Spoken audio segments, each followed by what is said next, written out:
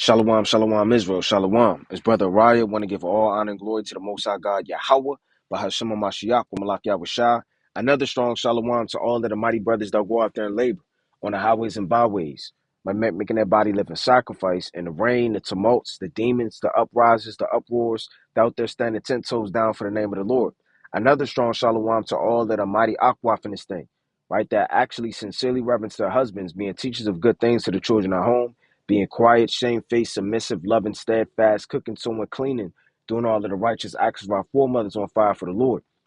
Another strong shalom to all of the mighty children in this thing, abstaining from all lust, concupiscence, and peer pressure, standing 10 toes down for the name of the Lord. And last but not least, another strong shalom to the 12 tribes scattered abroad, reading, praying, fasting, making their body living sacrifice for the Most High. Right, this is going to be a quick video on a sermon on the mount, right, from Yahushua, right? And I wanted to bring this out because a lot of brothers, being blessed isn't just having the nations bow down to you. Being blessed and being cherished in the eyes of the Most High, isn't just the things that men esteem, right? The nations bowing down to you, being able to teach mighty at camp, right? Whatever the case may be. And you're blessed when you endure and you do the things that Yahweh Shai has mentioned. And I wanted to go over that through the Spirit. This is the book of Matthew, chapter 5, and verse number 1. And seeing the multitudes, he went up into a mountain. And when he was set, his disciples came unto him, and he opened his mouth and taught them, saying, so this is being taught right from Yahweh Shah himself upon the servant on the mount. Blessed are the poor in spirit. That's not talking about not having money. The poor in the spirit is the contrite in the spirit, the humble in the spirit, the ones that have nothing. All they have is faith. All they have is the spirit to endure. All they have is the true riches that are stored up in the third heaven. For theirs is the kingdom of heaven. So if you're poor in the spirit, right, you could be rich in this world and rich what man esteems as high and up in the eyes of man. The Lord said in the book of Luke, let me get this quick precept. It's the book of Luke, chapter 16 and 15. And he said unto them, ye are they which justify yourselves before men, but God knoweth your hearts. For that which is highly esteemed among men is an abomination in the sight of God. So what's highly esteemed among men? I mean, going to school, right? Having a doctor's degree, being rich, right? Woman, wealth, all the things of this life. If you're poor in the spirit and you're rich, you understand, towards Yahweh Bashem Yahweh Shai, yours is the kingdom of heaven. Blessed are they that mourn, but they should be comforted. And you got to check yourself, man. Me, myself included. We have to mourn for the atrocities of our people. It's actually a blessing in that, man. When you see your fellow neighbor, right, poor, and it makes you feel bad and you mourn for them and you pray for that person. You see somebody mourning a deathbed. You seeing our people march for justice and for peace with no understanding of who they are and don't know which direction to come to the Most High in, and you mourn for that. You mourn for all of the wicked devices that Satan has corrupted with craftiness our people to overthrow them. Once you mourn and you understand that once you give that to the Most High, like when you read the book of Sirach, many other prayers, Second Maccabees, the first chapter, right, about literally understanding that, hey, man, you got to cry out for the Most High. You have to mourn. Or with a contrite heart or all the atrocities and things, that's when you're truly going to be comforted. It says this in verse 5, blessed are the meek, for they shall inherit the earth. So when you're meek, you're humble, you're lowly, you mourn, you understand, you're poor in the spirit. These are things that the Heavenly Father, Bashem Yahushua, looks at, man. He's not just looking at you reading 7 chapters a day. You fasting that once in a week or maybe twice in a week. Or the things that may be highly esteemed amongst men in this truth. It doesn't matter what's highly esteemed amongst men. It matters what's blessing and what's true and highly esteemed amongst the Most High. Verse number 6, it says this, blessed are they which do hunger and thirst after righteousness. So you got to be hungry. You have to be thirsty. You have to be ready. You have to be willing. You have to be what they would call persevering, man. You have to be in this thing diligent. You have to be chasing it and scratching it and begging, like you read about in Proverbs, the second chapter, man. Verse 1 all the way down. Those are the things that we must do to obtain understanding, wisdom, and righteousness. It says, blessed are they which do hunger and thirst after righteousness. And that's also talking about works. It's not just talking about to read Ezekiel, man, the 29th chapter, and get to end that breakdown. If you hunger after righteousness, you hunger for the fruits of the Spirit. You hunger to be perfect. You hunger to forgive your neighbor. You hunger to do the things that Yahweh Shah has mentioned that we must do as saints, man. You have to hunger after that. The same way you want to eat, the same way you want to drink, the same way you want to sustain yourself on a physical level is the same exact way you have to really be after righteousness.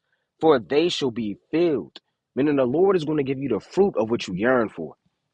You yearn for that righteousness, you will be righteous. As a man thinketh, so is he.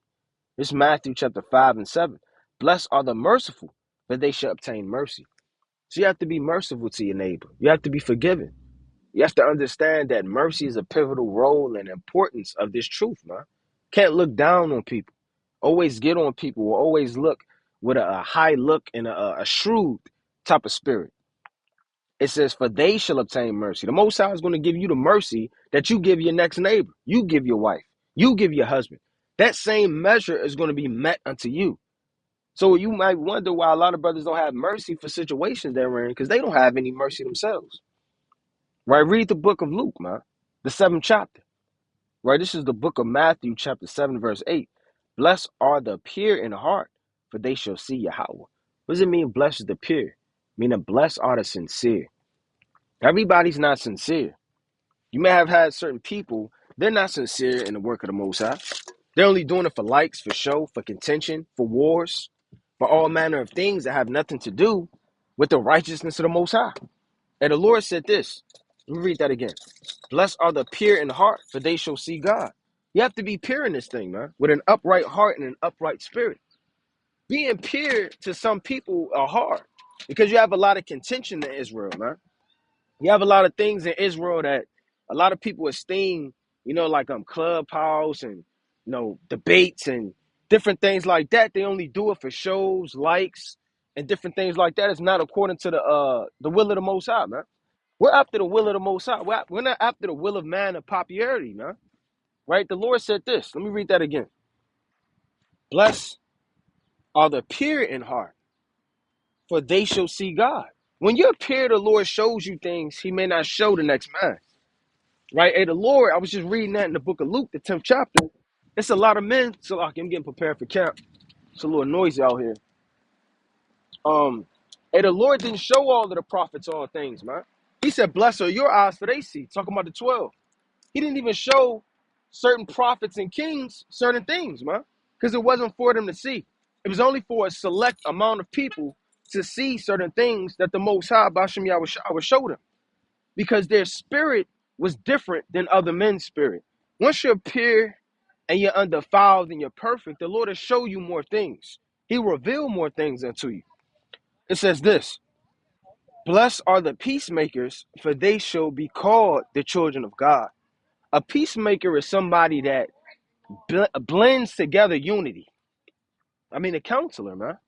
Somebody in a situation that makes peace in the midst of war and destruction.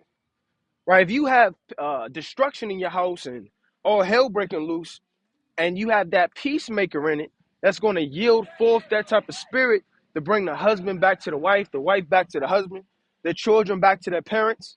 That's the type of spirit in man and or a woman you want to be in this thing, man. A peacemaker. You don't want to be that person that's always getting a lick back, always revengeful, always in a spirit to where, things are just got to go their way. Hey, man, you got to make peace with your neighbor.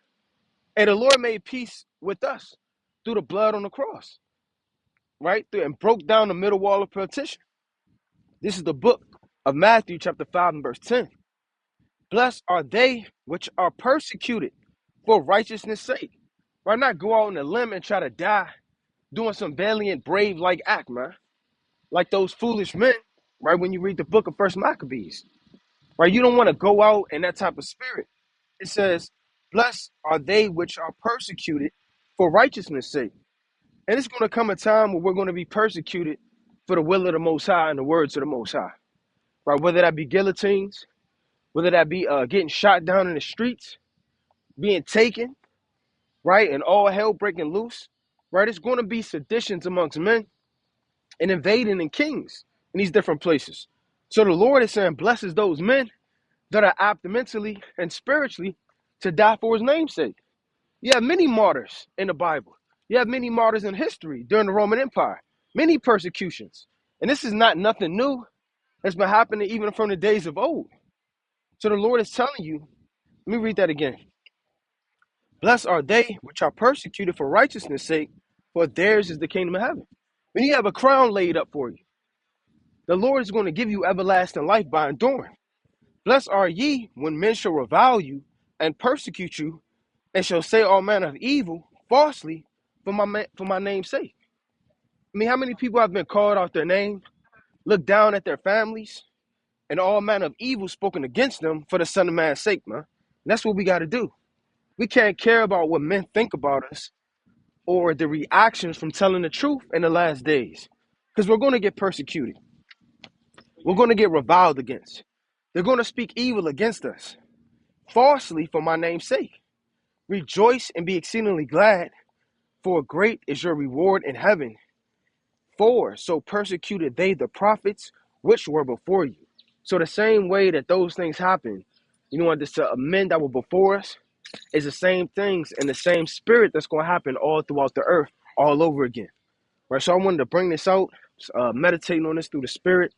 Most High willing, this was edifying. You continue on in the faith. Let me get this closing precept. It's the book of Revelation, chapter 3, and verse number 2. It says, be watchful and strengthen the things which remain that are ready to die, for I have not found thy works perfect before God. Remember therefore how thou hast received and heard, and hold fast and repent. If therefore thou shalt not watch, I will come unto thee as a thief, and thou shalt not know what hour I will come upon thee. So continue to watch, continue to be diligent, continue to be on fire, continue to do the works of the Most High, and continue to have the fear of the Most High in the last days and watch into prayer. But with that, I want to give all honor and glory to the Most High, Yahweh, Bahashema Mashiach, Malak Yahushua, Shalom.